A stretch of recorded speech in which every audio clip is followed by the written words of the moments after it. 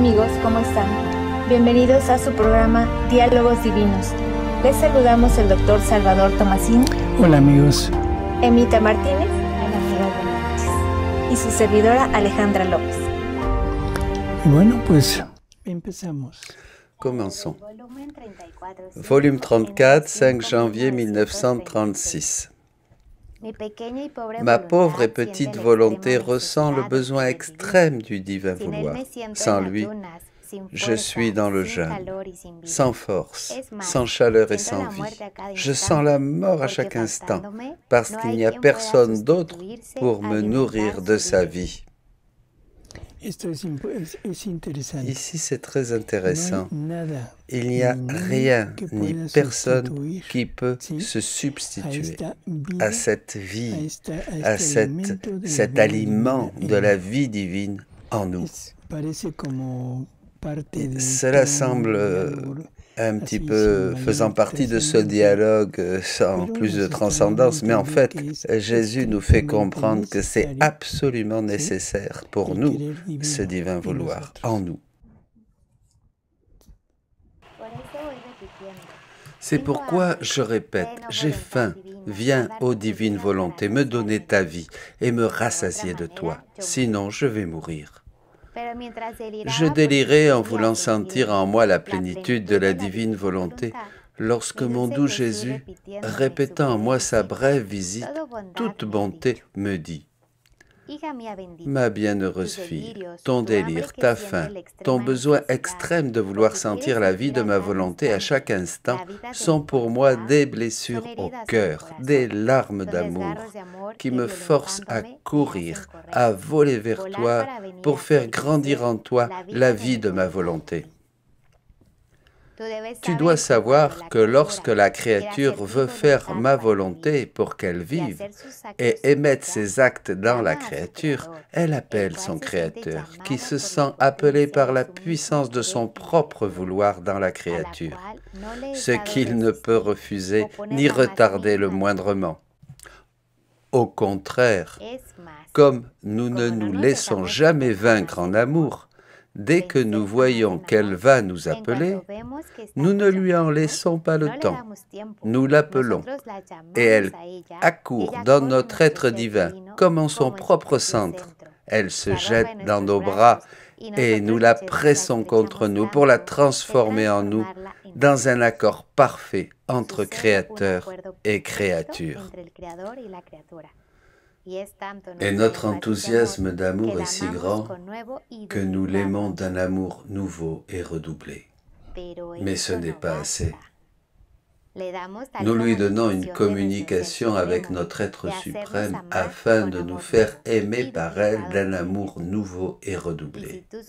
Et si tu savais ce que signifie être aimé par Dieu, d'un amour nouveau et redoublé, et pouvoir aimer d'un amour nouveau et redoublé.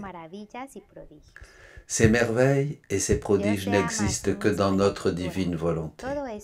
Dieu s'aime lui-même dans la créature. Tout est sien. Il n'est donc pas étonnant qu'il mette en œuvre son amour toujours nouveau, le redouble 100 fois et autant qu'il veut, et qu'il accorde une grâce à la créature afin qu'elle puisse l'aimer avec son propre amour. S'il n'en était pas ainsi, la disparité serait grande entre celui qui peut aimer et celle qui ne peut pas aimer, et la pauvre créature resterait humble, anéantie, sans élan et sans union d'amour avec son Créateur. Et lorsque deux êtres ne peuvent pas s'aimer d'un même amour, cette inégalité produit de la tristesse, alors que notre volonté est unité et qu'elle donne librement son amour à la créature pour qu'elle puisse aimer. Elle lui donne sa sainteté pour la rendre sainte, sa sagesse pour se faire connaître. Il n'est rien que ma volonté possède et qu'elle ne lui donnerait pas. Je crois qu'il est bon de faire une petite pause ici et d'un peu voir en détail toute cette lecture. Nous avons parlé plusieurs fois du fait que la divine volonté vient transformer les actes de la créature et en même temps, elle vient multiplier sa vie dans la créature.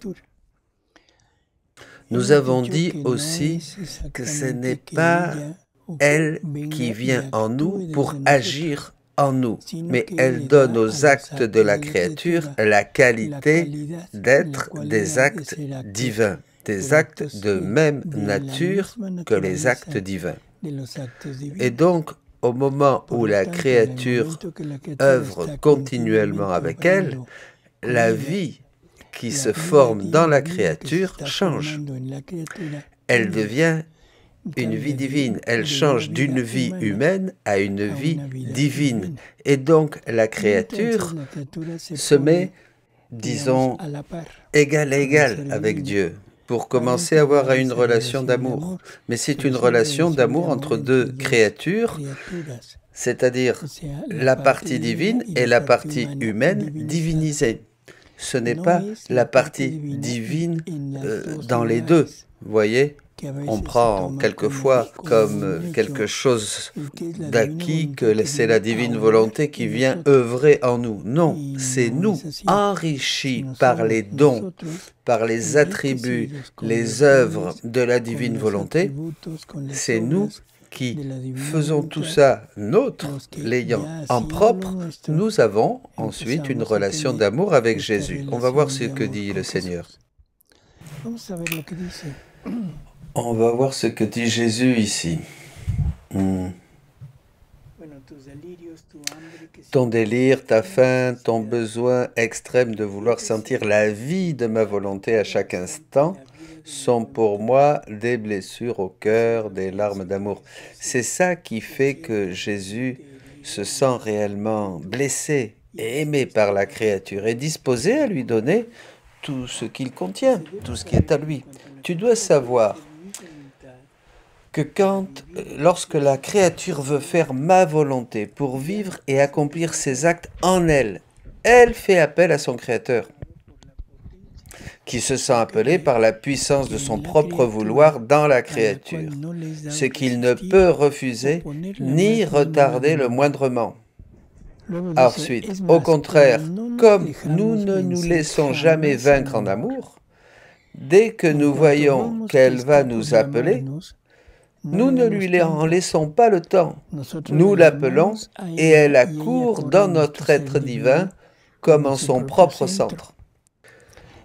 Elle se jette dans nos bras et nous la pressons contre nous pour la transformer en nous, dans un accord parfait entre créateur et créature. Qu'est-ce que dit Jésus ici? Quand nous voyons qu'elle est sur le point de nous appeler, c'est-à-dire la créature qui appelle, nous ne lui laissons pas le temps. Et eux, ils appellent la créature et elle, courant dans cette unité avec Dieu, avec lui, se transforme en Dieu. Qu'est-ce que ça veut dire?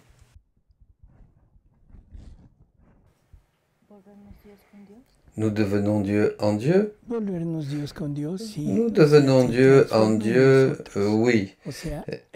La créature ici transforme sa vie en une vie divine, mais une vie divine qui est au même niveau que la vie divine, pour pouvoir commencer une relation d'amour. Ce n'est pas la même vie divine dans la divinité que celle qui est en nous, sinon il n'y aurait pas une relation d'amour.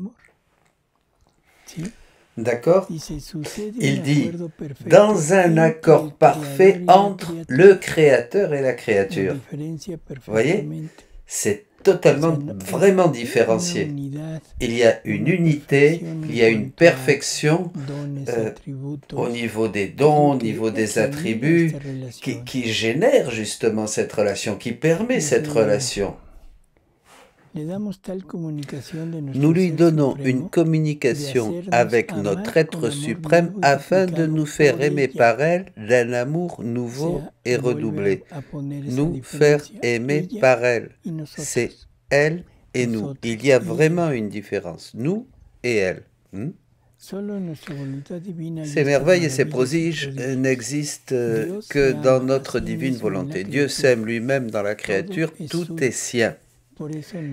Il n'est donc pas étonnant qu'il mette en œuvre son amour, toujours nouveau, le redouble 100 fois et autant qu'il veut, et qu'il accorde une grâce à la créature afin qu'elle puisse l'aimer avec son propre amour. Il donne la grâce à la créature de pouvoir l'aimer avec un amour divin. C'est pas l'amour divin c'est pas la volonté divine qui, dans la créature, aime. Non, on comprend ça? S'il n'en était pas ainsi, la disparité serait grande entre celui qui peut aimer et celle qui ne peut pas aimer. Et la pauvre créature resterait humble, anéantie, sans élan et sans union d'amour avec son Créateur. Et lorsque deux êtres ne peuvent pas s'aimer d'un même amour, cette inégalité produit de la tristesse, alors que notre volonté est unité et qu'elle donne librement son amour à la créature pour se faire aimer. Elle lui donne sa sainteté pour la rendre sainte, sa sagesse pour se faire connaître. Il n'est rien que ma volonté possède et qu'elle ne lui donnerait pas. Mais c'est donner à la créature, et à partir de ce moment, la créature le fait sien, et elle peut donner, et il y a cet échange d'amour. C'est pour cela que Jésus dit que vivre dans la divine volonté, c'est donner Dieu à Dieu. Mais tout est donné, oui, bien sûr. C'est pas produit, ça fait pas partie de la nature de la créature, c'est un don qui nous est fait, mais à partir du moment où ça nous est donné, c'est nôtre, ça nous appartient. Et on peut pas dire que c'est la même divinité même qui va faire ça dans la créature. Non, ce sont les attributs, les mêmes dons, les mêmes perfections de Dieu, mais donnés à la créature pour avoir cette nouvelle relation, d'égal à égal. Je crois que c'est des choses, ce sont des détails qu'il faut avoir bien présents à l'esprit pour ne pas générer de la confusion et penser que c'est la créature qui est mise de côté et que c'est la divinité qui fait tout et qui commence cette relation. D'accord? C'est la créature.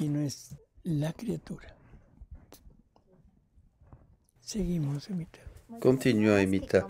D'autant plus qu'en vivant dans notre fiat, en mettant de côté sa volonté pour donner vie à la nôtre dans ses actes, la créature a formé en elle la petite vie de notre vouloir qui demande à grandir.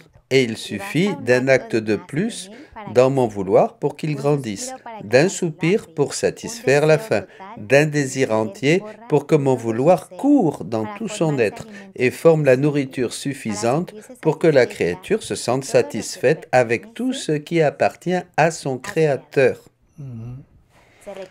La plus grande attention est nécessaire et ma volonté fera tout ce qu'il faut pour former sa vie dans la créature. C'est une belle lecture,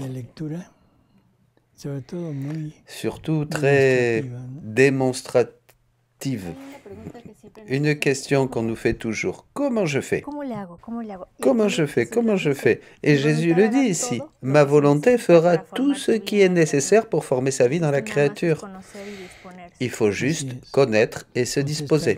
Voilà, être disposé et avoir l'intention. C'est ça qui est important. Disposition. Qu'est-ce que nous avions dit sur la disposition? Se donner... Je suis là. Voilà, dire je suis là. Ce que tu veux.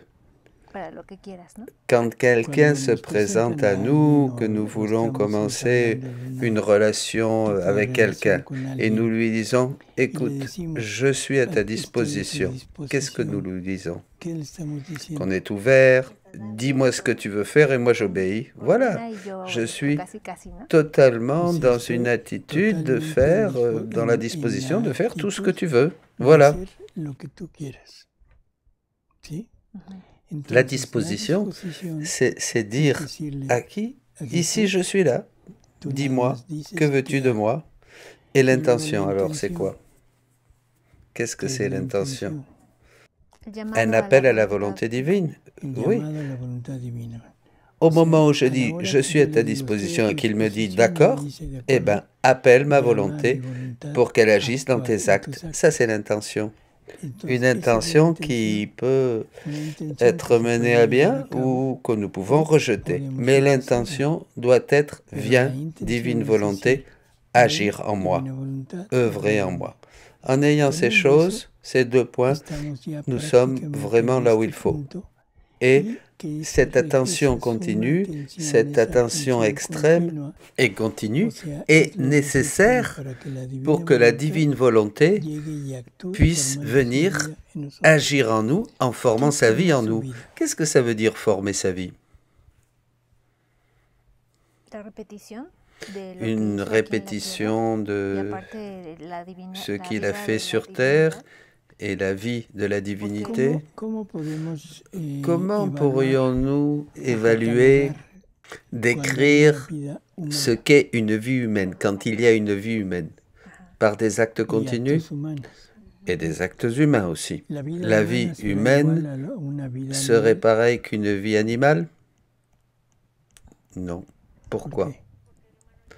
Parce que l'humain, il a l'image et la ressemblance divine, et l'animal, non. Oui, d'accord, mais plus simplement. À cause de l'instinct, non. Une vie animale est différente parce que ce n'est pas une vie rationnelle. Il n'y a pas les mêmes attributs et les mêmes qualités que nous avons, nous. La nature humaine, les actes humains sont différents des actes des animaux. Donc on pourrait dire que la différence est au niveau de la nature. Maintenant, la vie animale, même si c'est une vie, elle n'est pas la même que la vie humaine. La vie divine, même si c'est une vie, elle n'est pas pareille non plus à la vie humaine. Qu'est-ce qu'il faudrait pour que la vie humaine se transforme en une vie divine? Fusionner, se fondre dans, et avoir les attributs divins et les mettre en mouvement. Voilà.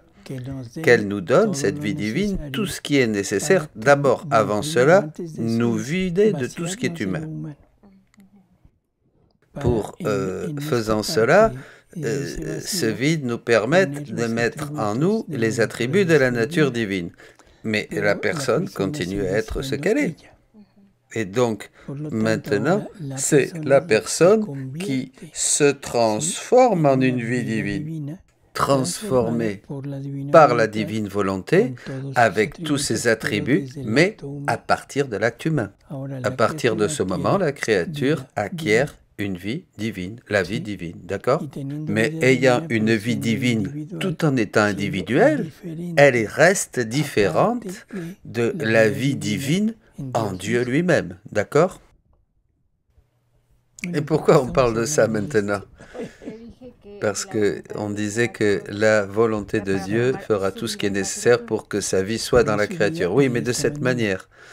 Maintenant, la créature a tous les attributs, tous les dons, tout ce qui est nécessaire pour qu'on puisse considérer ce qu'elle a comme une vie divine. Et donc, une vie divine, oui, mais dans différentes personnes. C'est la même vie divine, mais à partir de différentes personnes, comme dans la Trinité. La Trinité sont trois personnes distinctes, un seul vrai Dieu, le Père est Dieu, le Fils est Dieu, le Saint-Esprit est Dieu. Les trois sont Dieu. Ici, c'est la même chose. Dieu est Dieu dans la Trinité. Dieu est aussi la créature. Les mêmes attributs, les mêmes œuvres, mais dans différentes personnes.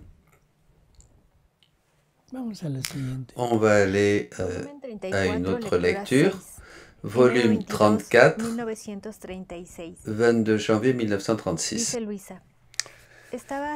Je faisais ma ronde dans les actes de la divine volonté et cherchais à revêtir de mon amour, de mon petit amour, le ciel, le soleil et toute la création. Et le fiat divin, pour me correspondre, formait la place dans ma volonté pour enfermer le ciel et toute la création. Ensuite, j'arrivais dans les actes de la rédemption. Et mon doux Jésus a enclos ces actes en moi et répétait les scènes les plus émouvantes pour me rendre mon petit amour, pour correspondre à mon petit amour.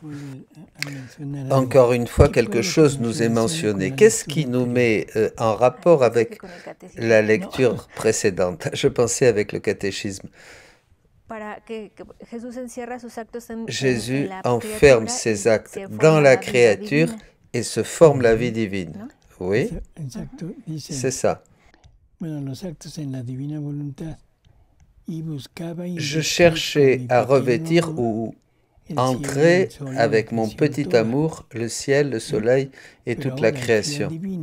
Mais le fiat divin, pour me correspondre ou en correspondre, formait la place dans ma volonté, dans la volonté de Louisa, pour enfermer dans cette volonté de Louisa toute la création. Et ensuite, pareil dans la rédemption. Et Jésus enfermait ses actes, les actes de sa vie en ce monde quand il était là, les enfermer dans la volonté de Louisa. Donc maintenant on comprend très bien que la volonté humaine a cette possibilité, a toute la capacité de pouvoir embrasser la vie divine. Et quand elle agit, comme maintenant elle a cette propriété, la vie divine, elle agit avec les actes même de Jésus. Mais ce n'est pas Jésus qui œuvre dans la créature, qui agit dans la créature. Ici, une question intéressante. Dieu aime comme Dieu et comme créature aussi? Dieu est comme Dieu, oui. Dieu aime comme créature, oui, mais Jésus. Jésus, à partir de Jésus, la divinité a cette dualité. Parfois c'est créature, l'humanité de Jésus créée, mais aussi c'est la divinité du Verbe éternel incréé. Donc Jésus aime à partir du point de vue divin, mais aussi il aime du point de vue humain. Il aime comme un Dieu, il aime comme un homme. Parfait. Louisa dit, j'étais surprise. Dans ses livres de Louisa, 1936, elle reste surprise. Que dire, ce sont des vérités divines infinies. Oui, ici, ce que nous devons comprendre, parce qu'on pourrait dire, encore, elle est surprise après tant d'années. Oui, si on comprend que chaque vérité est infinie, chaque vérité est infinie. Qu'est-ce qu'a compris Louisa à cette époque de ce qu'elle dit? On n'en a aucune idée. Parce que nous comprenons tout à partir de notre capacité et à partir aussi des connaissances que nous avons. Mais est-ce que nous comprenons vraiment ce que cela veut dire ici? Louisa, à la hauteur où elle était arrivée, et même plus loin dans les volumes qui suivent, demeurait encore surprise de tout ce qu'elle avait dit dans les volumes. Et la pénétration de son intelligence était infiniment plus grande encore.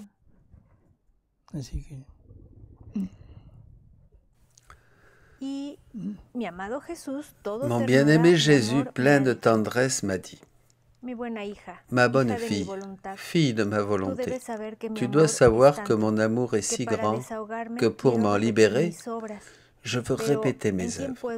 Mais en qui puis-je le faire? En qui puis-je trouver la place ou les enclore pour me sentir aimé? En celle qui vit dans ma volonté? Lorsque la créature fait ses rondes dans mes œuvres afin de les connaître, de les aimer, de les appeler, elle les reproduit en elle et forme ainsi le théâtre de nos œuvres. Et combien de scènes émouvantes! Voilà le ciel qui s'étend, le soleil qui se lève maintenant dans toute sa majesté, maintenant la mer qui murmure et forme ses vagues comme pour inonder d'amour son Créateur. Voilà maintenant que la créature forme les champs de fleurs les plus belles, en leur faisant nous dire son petit refrain. Je vous aime, je vous glorifie, je vous adore, et que votre fiat vienne régner sur la terre. Il n'y a pas un être que la créature n'appelle en elle-même pour nous répéter sa petite histoire. Je vous aime, ma fille. Notre amour n'est pas satisfait s'il ne peut tout donner et répéter nos œuvres en celle qui vit dans notre volonté. Mais cela n'est pas tout, et tu le sens. Si en faisant ces rondes dans les œuvres de la création, elle répète mes œuvres, et c'est mon très grand plaisir et délice d'assister aux très splendides scènes de la création dans la créature, et lorsqu'elle fait ses rondes dans les actes de la rédemption pour les faire siens, je répète ma vie, de sorte que je répète ma conception, ma naissance, durant laquelle les anges répètent « le gloire au ciel et paix sur la terre aux hommes de bonne volonté ». Et si l'ingratitude humaine m'oblige à pleurer, je pleure en elle, parce que je sais que mes larmes seront payées de retour et ornées de son je t'aime. C'est pourquoi je passe pour répéter ma vie, mes pas, mes leçons. Et lorsqu'il me renouvelle les coups, les souffrances, la crucifixion et la mort, je ne souffre jamais en dehors de cette créature, mais je vais en elle pour endurer mes souffrances, la croix et la mort, parce qu'elle ne me laissera pas seule, qu'elle prendra part à mes souffrances et restera crucifiée avec moi et me donnera sa vie en échange de ma mort. Ouf, c'est énorme ce qui est dit ici. D'abord, Jésus parle des rondes de l'activité de l'âme dans l'œuvre de la création. Il nous dit qu'en faisant ces rondes dans les actes de la créature répète ses œuvres et il prend, lui, un plaisir extraordinaire à voir ces scènes, c'est-à-dire ces scènes de la création qui se répètent, mais dans la créature. Qu'est-ce que ça veut dire? En toi, il voit la création. Il voit en toi la création du ciel, de la lune, des étoiles, de l'eau et de tout, chaque fois que tu fais tes rondes, de tout ce qui existe. Qu'est-ce que ça veut dire? Qu'est-ce que c'est se créer? Qu'est-ce que c'est créer? Aimer. S'aimer soi-même dans le créé, dans la chose créée, et aimer la créature dans tout ce qui est créé. C'est-à-dire, il met tout ce qui est à lui dans chaque chose qu'il est en train de créer. Et c'est cette grandeur qu'il y a dans ses œuvres, cette beauté qu'il y a dans ses œuvres, c'est ce qui nous est dit ici. Et cela va se répéter dans chaque âme qui vit dans la divine volonté. Et ça, c'est pour l'œuvre de la création, mais aussi dans l'œuvre de la rédemption. Il dit, quand l'âme fait ses rondes dans les actes de la rédemption pour les faire siens, c'est quelque chose de très important, ça. Hein? Faire sa ronde, c'est s'approprier du lieu, de l'acte où on est en train de faire notre ronde. Ce n'est pas une visite. Hein? On ne fait pas des rondes pour visiter, mais on fait des rondes pour s'approprier. Voilà. Ça, c'est le point important. On s'approprie l'acte, le lieu où nous sommes en train de faire notre ronde. On va faire nôtre la conception, le moment de la naissance de Jésus, les moments de son enfance, etc. Toute la vie de Jésus, nous allons la faire nôtre, nous l'approprier. Parce que c'est ça qu'il veut et qu'il nous demande. Il dit Jésus là, lorsqu'elle fait ses rondes dans les actes de la rédemption pour les faire siens, je répète ma vie. Il répète sa conception, sa naissance. Alors on se demande, mais qu'est-ce que cela veut dire? Que Jésus renaisse en nous continuellement, que Jésus naisse continuellement en nous, à chaque ronde, Et cela, bon, on peut le mettre et l'étendre dans toute sa vie, mais maintenant, arrivons au moment de la consécration du pain et du vin. Nous le répétons, nous répétons cet acte de consécration, nous. Et alors là, on comprend que notre vie est indissolublement unie à sa vie dans chaque hostie. Est-ce que vous comprenez?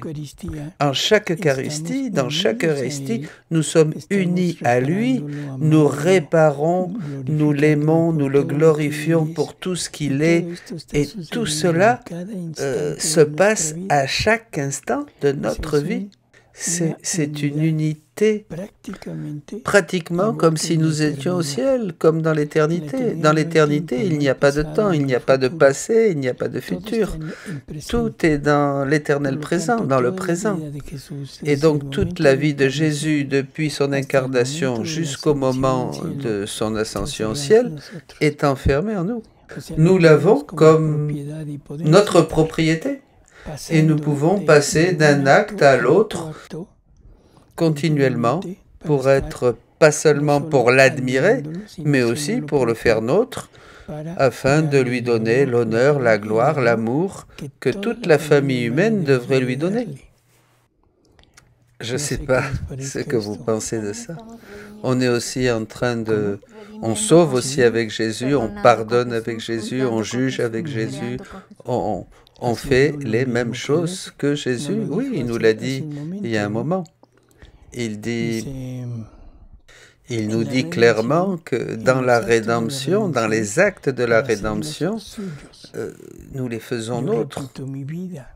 Et ainsi, il peut répéter sa vie. Pareil, il dit, dans ma conception, dans ma naissance, nous aussi, on peut dire la même chose des miracles qu'il a fait, de sa vie publique, etc., de tout. Docteur, donc, si ça c'est notre vraie vie, tout ce que Jésus a fait et qui est maintenant à l'intérieur de nous, à travers la divine volonté, ce que nous avons fait en dehors de cela ne vaut pas grand-chose finalement, parce que la vie éternelle, c'est ça, elle est là. Donc, ce qu'il nous faut vivre, c'est cette fusion afin d'avoir cette vraie vie. Et oui, l'homme n'a pas été créé pour faire de grandes choses sur terre dans l'ordre de la matière, pour arriver à être grand dans le monde. Il a été créé pour être Dieu, avec Dieu. C'est quelque chose de bien différent. Être un grand scientifique, un grand artiste, etc., etc., oui, c'est méprisable, en fait de compte. C'est cela qu'il nous faut vraiment rechercher comme valeur suprême. Il dit, c'est pourquoi je passe pour répéter ma vie, mes leçons. Et lorsqu'il me renouvelle les coups, les souffrances, la crucifixion et la mort, je ne souffre jamais en dehors de cette créature. Qu'est-ce que ça veut dire? Comme le disait Alexandra, est-ce que nous sauvons avec Jésus? Bien sûr, toutes les peines, toutes les souffrances de Jésus se multiplient et se dupliquent, mais à partir de la créature. Qu'est-ce que fait la créature? Elle sauve. Elle rachète. Chaque acte fondu dans la divine volonté, on est en train de sauver avec Jésus, bien sûr. Pourquoi? Parce que nous renouvelons ainsi toutes les peines, toutes les souffrances. Je ne souffre rien en dehors de cette créature, vous comprenez? Je vais donc chez elle pour souffrir la souffrance, les peines, la croix, la mort.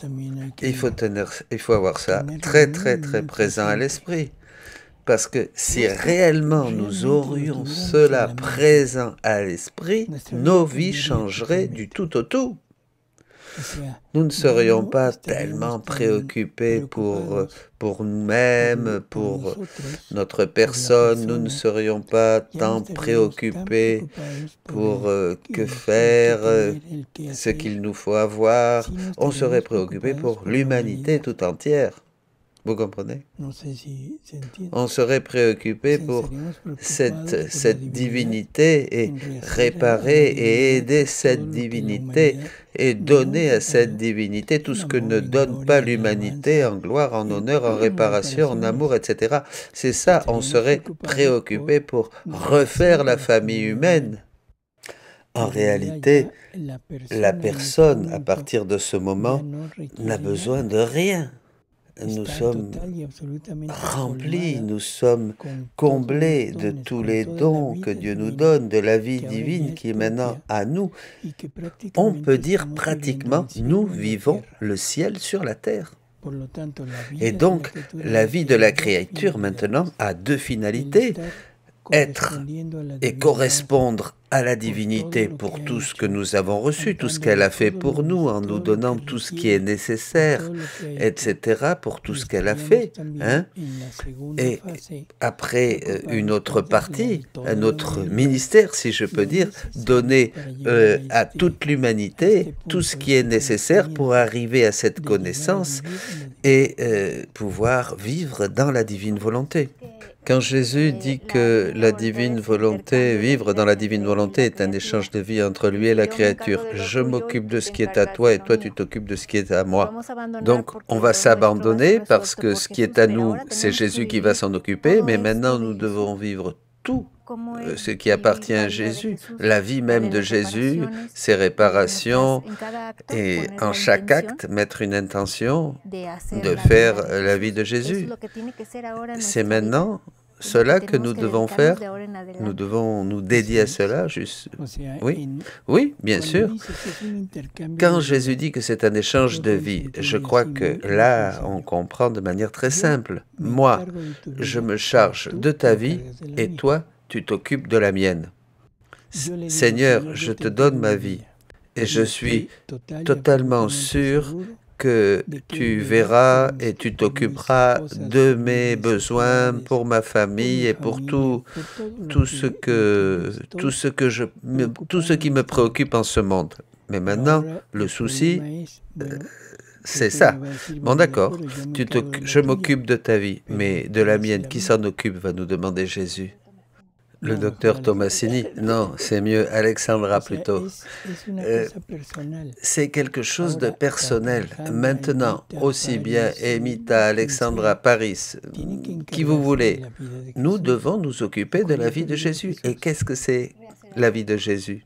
Refaire l'homme, oui, et donner au Père l'honneur, la gloire et l'amour.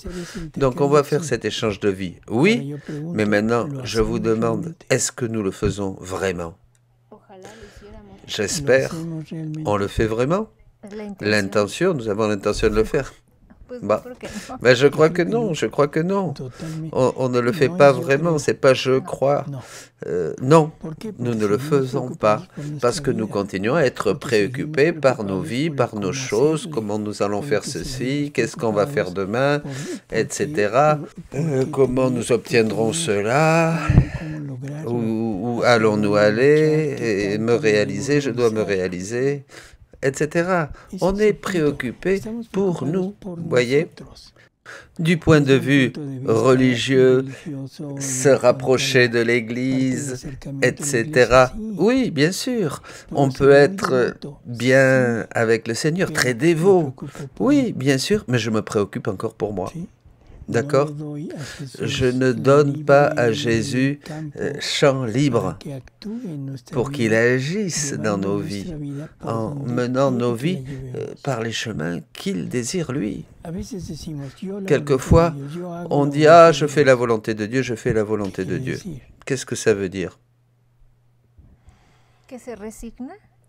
Que nous sommes résignés, oui, que je pratique les commandements de Dieu. Hein, quelqu'un de très vertueux peut-être, oui. Et avec ça, on pense que c'est bon, ça suffit. Et non. Qu'est-ce qui manque? Ça. Qu'est-ce qui manque? Ça. Vivre la volonté de Dieu, oui. Et pour vivre la volonté de Dieu, je ne peux pas mettre ma volonté. Il faut que je me vide, je ne peux pas être préoccupé pour des choses qui m'appartiennent. C'est ce que Jésus nous a dit dans l'Évangile. Cherchez d'abord le royaume de Dieu et sa justice, et tout le reste vous sera donné par surcroît, nous a dit Jésus dans l'Évangile. Ici, il faisait tout partir de l'action humaine. Cherchez le royaume de Dieu, occupe-toi de le trouver, de vivre dans ce royaume, etc. Et lui se charge de tout le reste. Mais ce n'est pas encore se vivre dans sa divine volonté et mettre sa volonté, la vie de sa volonté en nous. Et nous, maintenant, nous avons cette connaissance et nous avons cette intention que ce soit lui qui s'occupe de nous. Mais attention, on le laisse faire? Non, parce que ça reste au niveau des idées. On continue à être préoccupé pour nos affaires. Vous voyez, ça reste une idée. Une fois, nous avions parlé, et dans un programme de vérité divine, les gens sont très préoccupés de comment faire pour vivre telle ou telle situation dans la divine volonté. Et qu'est-ce que cherchent ces personnes? Comment je peux faire en sorte que vivre telle chose dans la divine volonté, avec la divine volonté? Qu'est-ce qu'ils cherchent? Ils cherchent de trouver un remède, une solution. Oui, ils cherchent un remède, une solution à leurs problèmes. Qu'est-ce qu'ils cherchent? En vérité, un bénéfice propre, une satisfaction de leur ego. Bien sûr, c'est ça. Nous n'avons pas encore compris que la divine volonté nous propose de vivre telle ou telle situation. Je n'imagine pas Jésus qui va dire comment je pourrais faire pour un peu mitiger ou soulager la passion avec la divine volonté. Ou la Vierge Marie dire divine volonté, comment je fais pour éviter tout ce qui va se passer maintenant ou ce qui va se passer. J'imagine pas la Vierge Marie pensant comme ça, voyez. Je vais tout vivre dans la divine volonté. Je vais vivre la souffrance, je vais vivre la douleur, je vais vivre le martyre, je vais vivre la mort. Vous voyez, je vais vivre la mort, ça semble rigolo. Mais oui, bien sûr, il faut la vivre. Tout ça, je dois le vivre dans la divine volonté. C'est cela qui doit nous importer et pas comment éviter ou comment corriger ou comment faire avec la divine volonté pour que ça soit plus light. On pense que la divine volonté, c'est comme une petite boîte des premiers secours, hein? Une boîte à pharmacie. C'est oui, la lampe merveilleuse, la lampe d'Aladin. On revient un peu sur ce que tu disais, Mita.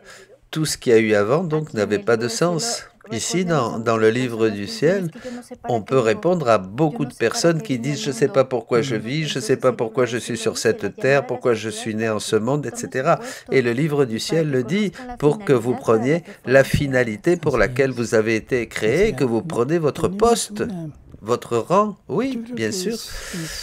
Je crois que nous avons quelque chose et surtout c'est un oubli. C'est un oubli qui nous a fait dévier. Nous avons oublié ce qui est fondamental. Nous sommes des créatures. Nous sommes des créatures. Qu'est-ce que ça veut dire, créature? Que nous avons été créés. Qu'est-ce que ça veut dire? Qu'on est sorti de quelqu'un, qu'il y a un créateur. La finalité de quelque chose, quand quelqu'un crée quelque chose, il le crée avec une finalité. Il ne le crée pas pour le lancer dans le hasard. Donc, notre vraie finalité, qui la connaît? Le Créateur? Le Créateur, bien sûr. Et donc, si je comprends cela, les finalités que je me propose dans la vie ne sont pas des vraies finalités. Ce sont des déviations de la finalité unique, celle de Dieu, celle que Dieu a pour moi. Donc, moi, je ne pourrai jamais arriver à une vraie réalisation dans le sens de la volonté de Dieu, dans le sens de la finalité que Dieu a pour moi, je ne peux pas opposer ma finalité à celle de Dieu. Je ne peux pas opposer ma finalité à la finalité que Dieu a pour moi quand il m'a créé. Donc, on étudie, on travaille, on progresse, etc. Mais tout cela à partir de l'humain, d'un point de vue humain, une réalisation humaine, un challenge humain, etc. Et quand est-ce que nous nous sommes préoccupés pour la réalisation du projet de Dieu? Jamais. Les gens qui sont intelligents, les pauvres personnes intelligentes, ils se croient intelligents. Je m'explique. Et oui, intelligent en fonction de l'intelligence humaine, non, en fonction qu'ils croient qu'ils sont. Et non pas en fonction qu'ils croient que quelqu'un leur a donné l'intelligence. Pourquoi ils leur ont donné, ils ont eu l'intelligence? Qu'est-ce qu'ils ont fait pour être intelligents? Ça leur a été donné. Pourquoi? Pour un bénéfice perso? Non. Pourquoi alors? Pour bénéficier au Créateur, pour le bien commun et glorifier le Créateur. Et nous avons utilisé cette intelligence pour le contraire, pour nier le Créateur et profiter de ce bien pour nous et surtout pour me croire supérieur. Voyez? Je suis supérieur en intelligence. C'est pour ça que j'ai dit pauvre personne intelligente. Qu'est-ce que c'est une vocation? Qu'est-ce que c'est la vocation? Un ensemble d'attitudes qui font qu'une personne est prête pour une certaine activité. Bon, je dirais, je suis d'accord avec toi, mais je vais changer le mot attitude. Don, d'accord. Quelque chose que tu as à l'intérieur de toi et qui te pousse à quelque chose. Et d'où te vient cela? Du Créateur? C'est lui, bien sûr. Et tu l'as reconnu? Non. Nous usurpons les choses de Dieu, nous volons Dieu. De ce que Dieu veut, nous le prenons. Nous avons opposé à la finalité de Dieu nos propres finalités. La finalité de Dieu, c'est répéter en nous, reproduire en nous la vie divine, tous les attributs, toutes ses œuvres, pour justement avoir une relation d'amour d'égal à égal avec lui. Et à ce moment-là, il se chargera de tout ce qui est à nous. Je vais utiliser mon intelligence pour le comprendre. Je vais utiliser mes dons, mes attributs, ma vocation pour le servir et pour servir à mon prochain. Pourquoi? Parce que c'est la vie de Jésus. Qu'est-ce qu'il est venu faire, Jésus, en ce monde? À nous servir, à servir la créature et la servir de telle manière qu'il a pris sur lui toute la culpabilité, toutes les peines et souffrances qu'elle aurait dû recevoir. Il prend tout ça sur lui pour nous dire, ne t'inquiète pas, je paye pour toi, mais toi, occupe-toi de moi. Qu'est-ce que nous avons fait? Qu'il meure. Je m'en fiche. Jésus crucifié ne m'intéresse pas. Ça lui est arrivé parce qu'il a trop parlé. Je ne sais pas si vous avez entendu ça, mais beaucoup de fois, moi j'ai entendu ça. Jésus, ben oui, il lui est arrivé ça parce qu'il a trop parlé. Un grand parleur. Donc, où en sommes-nous avec notre religion? Quelle est notre religiosité? Rien, nulle part. Nulle part. Et pour revenir à l'évangile où Jésus dit « Cherche d'abord le royaume de Dieu et sa justice divine ». Justice divine, qu'est-ce qui veut dire? Qu'est-ce qui est juste et divin?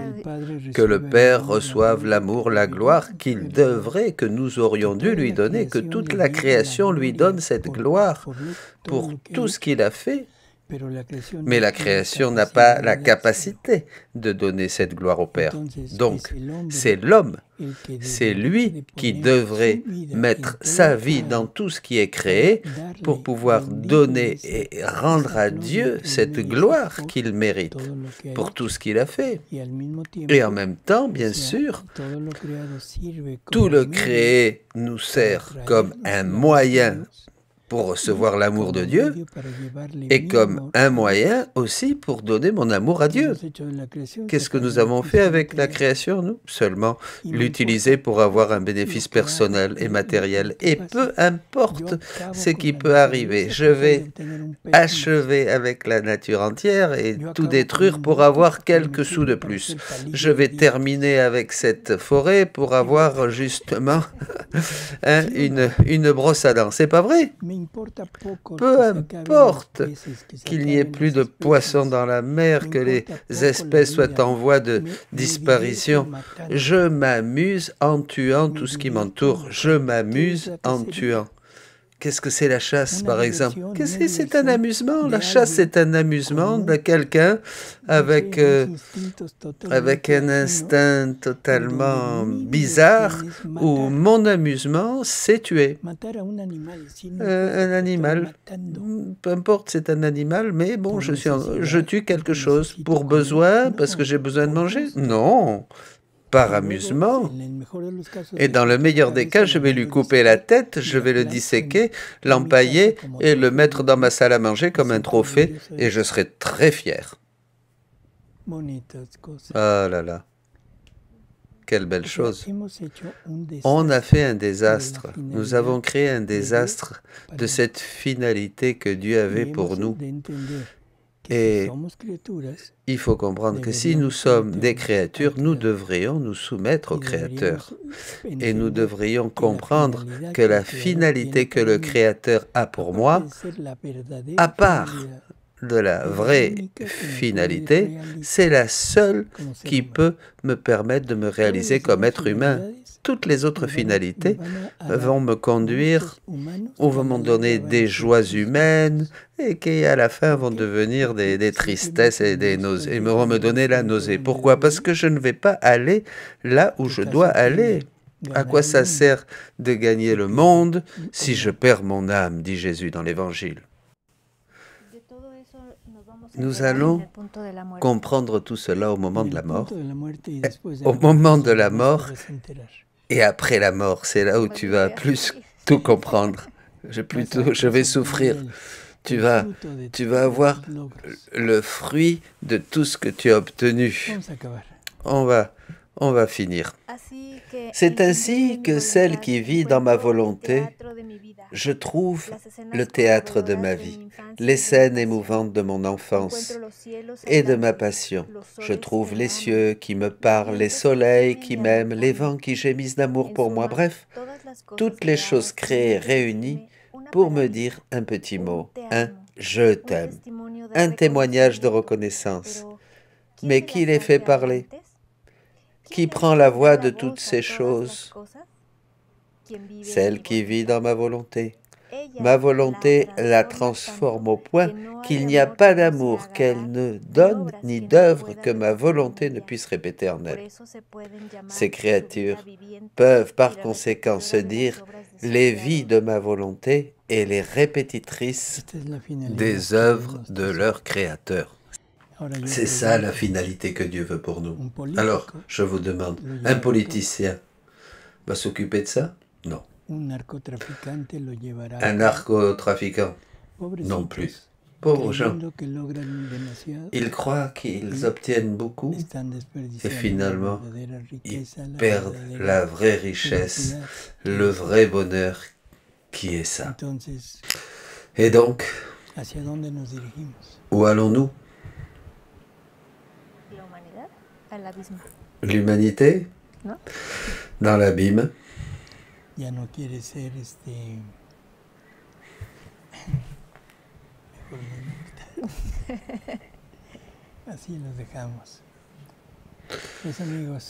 Les amis, voilà une manière de pouvoir dire beaucoup de choses et nous soulager. Il y a des questions, Paris? Oui.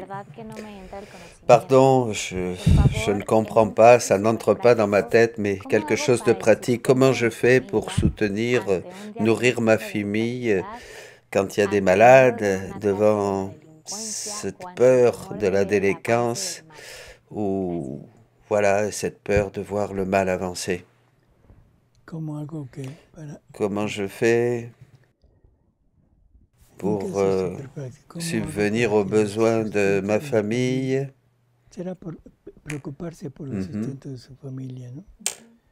Devant la maladie,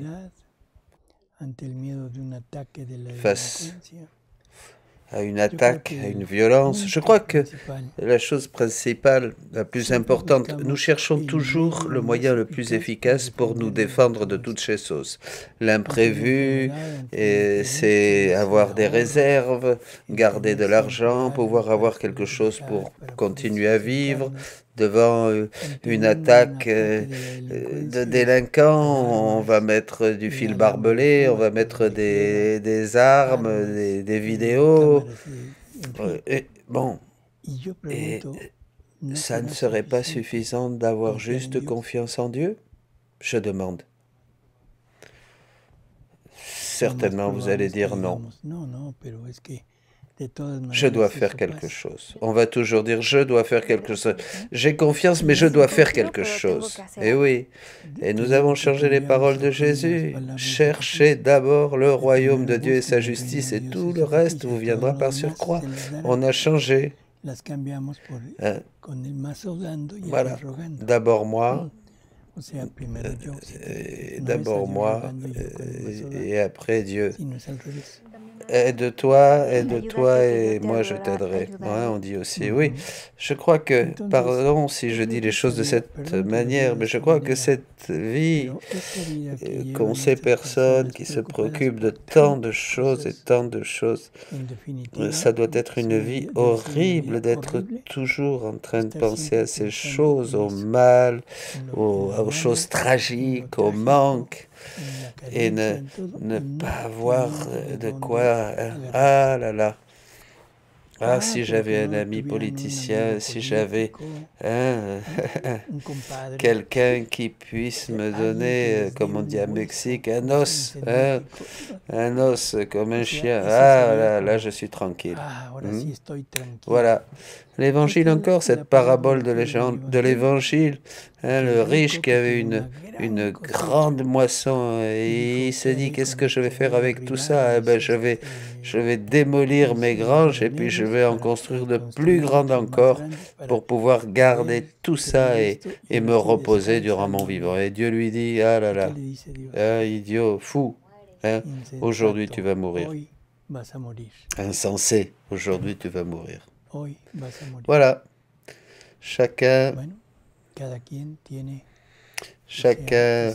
comment dirons-nous, c'est un effort, il faut avoir confiance, bien sûr, mais la confiance se base sur la connaissance, et la connaissance et la confiance nous amènent aux actes, aux faits.